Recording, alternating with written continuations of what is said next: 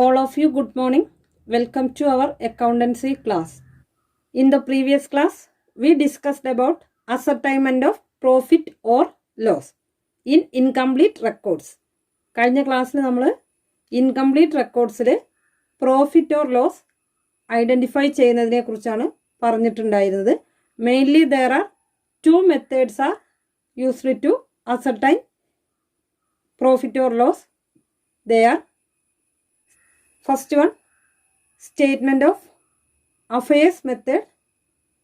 Second one, conversion method.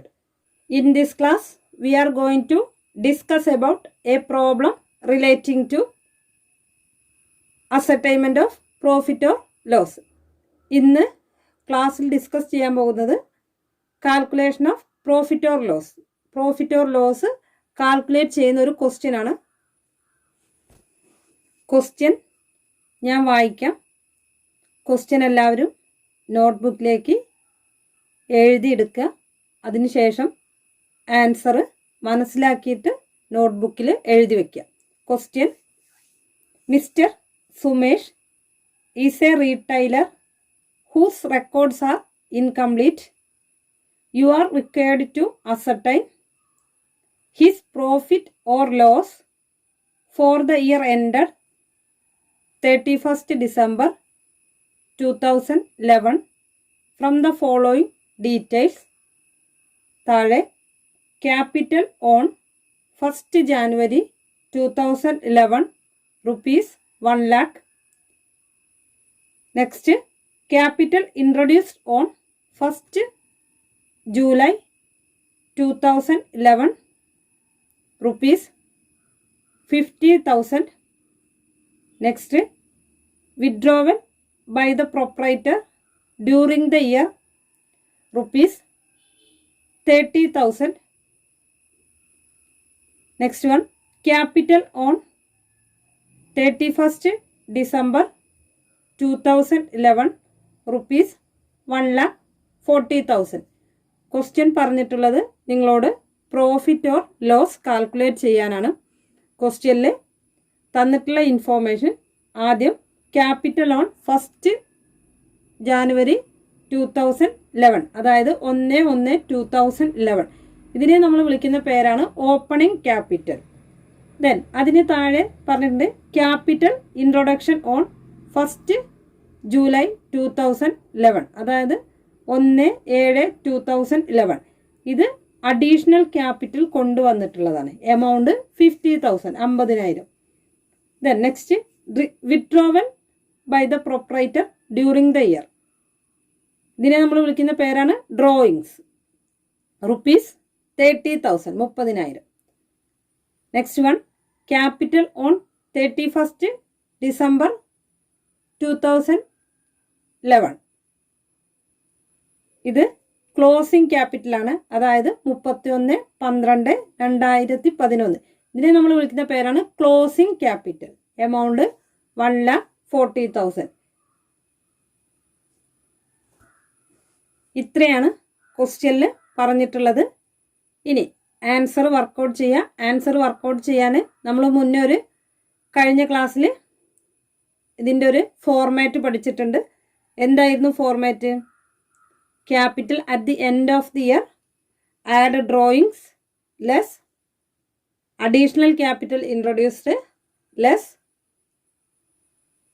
Closing, less opening capital.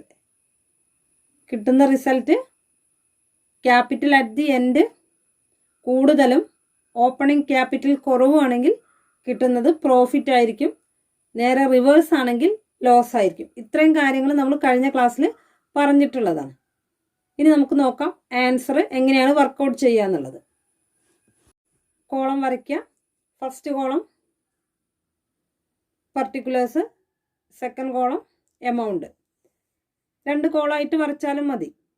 Then heading കൊടുക്കുക, statement of profit or loss for the year ended 31st December 2011.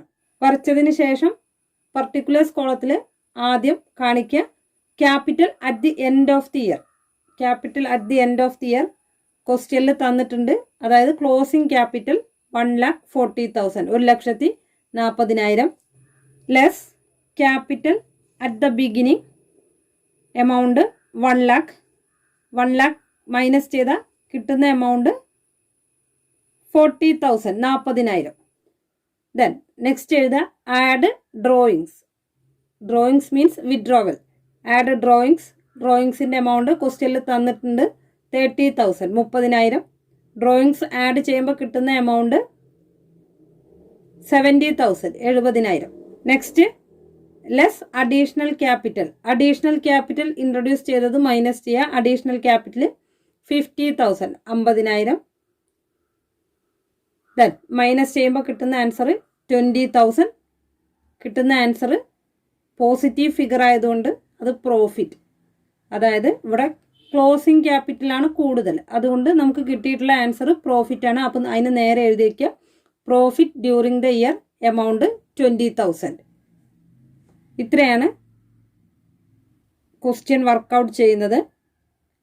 ഇതിൽ order അങ്ങോട്ടേക്കും ഇങ്ങോട്ടേക്കും മാറിയതുകൊണ്ടൊന്നും പ്രശ്നമില്ല. ആദ്യം നമ്മൾ കാണിക്കേണ്ടത് capital at the end. പിന്നീട് നമ്മൾ ഫോർമാറ്റിൽ പറഞ്ഞ അതേ രീതിയിൽ തന്നെ എഴുതണം നിർബന്ധമില്ല. ആഡ് ചെയ്യാനുള്ളത് ആദ്യം കാണിക്കാം, അല്ലെങ്കിൽ ലെസ് ചെയ്യാനുള്ളതും കാണിക്കാം. അടുത്തൊരു question. Prasad kept his book under the single entry system. His position as on 31st December 2012 was as follows. താഴെ എഴുതുക cash ₹7,000, bank 16,000, stock 11,000, sundry debtors 45,000, furniture 6,000, sundry creditors 14,000. താഴെ his capital account shows A credit balance of ₹54,000 as on 1st January 2012. He introduced an additional capital of ₹5,000 during the financial year. He withdrew ₹10,000 for personal purpose. Ascertain his profit for the year ended 31st December 2012. Then ക്വസ്റ്റ്യനിൽ നോക്കൂ. Question എന്താ പറഞ്ഞിട്ടുള്ളത്? പ്രസാദ് എന്ന് പറയുന്ന ആള് single entry system follow ചെയ്തിട്ടാണ് books of account keep ചെയ്യുന്നത്. അയാളുടെ ഫിനാൻഷ്യൽ പൊസിഷൻ, അതായത് 31st December 31/12/2012, അത് ക്ലോസിംഗ് ഡേറ്റിലെ ഫിനാൻഷ്യൽ പൊസിഷനാണ് തന്നിട്ടുള്ളത്. അത് cash 7,000, bank 16,000, stock 11,000, sundry debtors 45,000, furniture 6,000, sundry creditors 14,000. ഇത്രയും ഐറ്റംസ് തന്നിട്ടുണ്ട് ഫിനാൻഷ്യൽ പൊസിഷൻ ക്ലോസിംഗ് ഡേറ്റിൽ. ഇവിടെ എന്ത് മാത്രം തന്നിട്ടില്ല? ക്യാപിറ്റൽ മാത്രം തന്നിട്ടില്ല. അപ്പം നമ്മൾ ക്ലോസിംഗ് ഡേറ്റിലെ ക്യാപിറ്റൽ കണ്ടുപിടിക്കണമെങ്കിൽ ഇത്രയും ഐറ്റംസ് സ്റ്റേറ്റ്മെൻറ്റ് ഓഫ് അഫയേഴ്സിൽ കാണിച്ചതിന് ശേഷം നമ്മൾ ക്യാപിറ്റൽ കണ്ടെത്തണം. ആ കിട്ടുന്ന ക്യാപിറ്റലിനെ നമ്മൾ വിളിക്കുന്ന പേരാണ് ക്ലോസിംഗ് ക്യാപിറ്റൽ. ദെൻ അതിന് താഴെ പറയുന്നത് അയാൾ credit balance. His capital account show a credit balance of ₹54,000, 54,000 രൂപയുടെ ക്രെഡിറ്റ് ബാലൻസ്. എന്നത്തെ credit balance? 1st January 2012. 1st January 2012. ഇതിനെ നമ്മൾ വിളിക്കുന്ന പേരാണ് opening capital. He introduce an additional capital of ₹5,000. അതിന് പുറമെ അയാൾ 5,000 രൂപ അഡീഷണൽ ക്യാപിറ്റലായിട്ട് ബിസിനസ്സിലേക്ക് കൊണ്ടുവന്നു. ദെൻ അതിനുശേഷം പറയുന്നത് he withdraw 10,000 for personal use. 10,000 രൂപ അയാളുടെ പേഴ്സണൽ യൂസിന് വേണ്ടിയിട്ട് വിഡ്രോ ചെയ്തു. Ascertain his profit or loss. Ascertain profit or loss ആണോ എന്ന് അസർട്ടൈൻ ചെയ്യാനാണ് പറഞ്ഞിട്ടുള്ളത്. ഇവിടെ ഓപ്പണിംഗ് ക്യാപിറ്റൽ തന്നിട്ടുണ്ട്, വിഡ്രോവൽ തന്നിട്ടുണ്ട്, അഡീഷണൽ ക്യാപിറ്റൽ തന്നിട്ടുണ്ട്. ഇനി എന്ത് നമ്മൾ കണ്ടെത്തണം? ക്യാപിറ്റൽ അറ്റ് ദി എൻഡ്, അതായത് ക്ലോസിംഗ് ക്യാപിറ്റൽ കണ്ടെത്തണം. ക്ലോസിംഗ് ക്യാപിറ്റൽ കണ്ടെത്തണമെങ്കിൽ closing statement of affairs prepare ചെയ്യണം. ആൻസർ വർക്കൗട്ട് ചെയ്യാം. ആദ്യം സ്റ്റേറ്റ്മെൻറ്റ് ഓഫ് അഫയേഴ്സ് ആണ് വരയ്ക്കേണ്ടത്. അപ്പോൾ സ്റ്റേറ്റ്മെൻറ്റ് ഓഫ് അഫയേഴ്സ് വരയ്ക്കുക. Date statement of affairs as on 31st December 2012. Statement of affairs just like a balance sheet. ഒരു balance sheet എങ്ങനെയാണോ അതുപോലെയാണ് statement of affairs. അപ്പോൾ ബാലൻസ് ഷീറ്റിന് റൈറ്റ് സൈഡ് അസറ്റും ലെഫ്റ്റ് സൈഡ് ലയബിലിറ്റീസും എഴുതുക. റൈറ്റ് സൈഡിന് പേര് കൊടുക്കുക asset, left side liabilities. Then ഇനി തന്നിട്ടുള്ള അസറ്റുകളെല്ലാം അസറ്റ് സൈഡിൽ കാണിക്കുക, ലയബിലിറ്റീസ് എല്ലാം ലയബിലിറ്റി സൈഡിൽ കാണിക്കുക. കിട്ടുന്ന ഡിഫറൻസ് ക്യാപിറ്റലായിരിക്കും. ദെൻ അസറ്റ് സൈഡിൽ ആദ്യം ക്യാഷിൻ്റെ amount 7,000. Next bank amount 16,000. Next stock amount 11,000. Next വരുന്നത് ഡെപ്റ്റേഴ്സിൻ്റെ എമൗണ്ട് 45,000. ലാസ്റ്റ് വൺ ഫർണിച്ചറിൻ്റെ എമൗണ്ട് 6,000. ഇത്രയാണ് അസറ്റ് സൈഡിൽ പറഞ്ഞിട്ടുള്ളത്. ദെൻ ലയബിലിറ്റി സൈഡിൽ ആകെ ഒരു ഐറ്റം മാത്രമേ ക്വസ്റ്റ്യനിൽ തന്നിട്ടുള്ളൂ. ഒരു ഐറ്റം മാത്രമാണ് ക്വസ്റ്റ്യനിൽ തന്നിട്ടുള്ളത്. ആ ഐറ്റം ക്രെഡിറ്റേഴ്സിൻ്റെ എമൗണ്ട് 14,000, 14,000. ദെൻ ടോട്ടൽ ചെയ്യുമ്പോൾ അസറ്റ് സൈഡാണ് കൂടുതൽ. ആ ടോട്ടൽ രണ്ട് സൈഡിലും കാണിക്കുക. അസറ്റ് സൈഡിലെ ടോട്ടൽ 85,000, അത് ലയബിലിറ്റി സൈഡിലും കാണിക്കുക. ദെൻ ബാലൻസിങ് ഫിഗർ കണ്ടെത്തുക. ബാലൻസിങ് ഫിഗർ അസറ്റ് സൈഡിലെ ടോട്ടൽ നിന്നും ലയബിലിറ്റി സൈഡിലെ ടോട്ടൽ മൈനസ് ചെയ്യുക. മൈനസ് ചെയ്യുമ്പോൾ കിട്ടുന്ന എമൗണ്ട് 71,000. ഈ 71,000 ആണ് ക്യാപിറ്റൽ. ബ്രാക്കറ്റിൽ എഴുതുക ബാലൻസിങ് ഫിഗർ. ക്ലിയർ ആയിട്ടുണ്ടാവും ക്യാപിറ്റൽ കണ്ടെത്തുന്നത്. ദെൻ അതിനുശേഷം statement of profit or loss വരയ്ക്കുക. Statement of profit or loss വരച്ചിട്ട് ഒരു പെർട്ടിക്കുലേഴ്സ് കോളം ഒരു എമൗണ്ട് കോളം ആണ്. ഹെഡിങ് കൊടുക്കുക statement of profit or loss for the year ended 31st December 2012. തന്നിട്ടുള്ള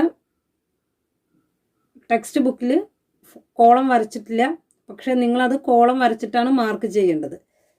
ദെൻ പർട്ടിക്കുലേഴ്സ് കോളത്തിൽ എഴുതുക ക്യാപിറ്റൽ അറ്റ് ദി എൻഡ്. നമ്മളിപ്പോൾ ഓൾറെഡി കണ്ടെത്തിയിട്ടുണ്ട്. Amount 71,000 less capital at the beginning. Capital at the ബിഗിനിങ്ങിൻ്റെ amount 54,000, 54,000. Minus ചെയ്യുമ്പോൾ കിട്ടുന്നത് 17,000, 17,000. ദെൻ അതിനോട് കൂടിയിട്ട് ആഡ് ഡ്രോയിങ്സിൻ്റെ എമൗണ്ട് ആഡ് ചെയ്യാം. ഡ്രോയിങ്സിൻ്റെ എമൗണ്ട് 10,000, 10,000 രൂപയാണ്. ആഡ് ചെയ്യുമ്പോൾ കിട്ടുന്ന amount 27,000. Then less additional capital, അതിൽ നിന്നും അഡീഷണൽ ക്യാപിറ്റൽ മൈനസ് ചെയ്യാം. അഡീഷണൽ ക്യാപിറ്റലിൻ്റെ എമൗണ്ട് 5,000 മൈനസ് ചെയ്താൽ കിട്ടുന്ന എമൗണ്ട് 22,000. അതിന് നേരെ എഴുതുക പ്രോഫിറ്റ് ഡ്യൂറിങ് ദ ഇയർ. ഇങ്ങനെയാണ് സ്റ്റേറ്റ്മെൻറ്റ് ഓഫ് അഫയേഴ്സ് മെത്തേഡ് പ്രകാരം പ്രോഫിറ്റ് ഓർ ലോസ് കണ്ടെത്തുന്നത്.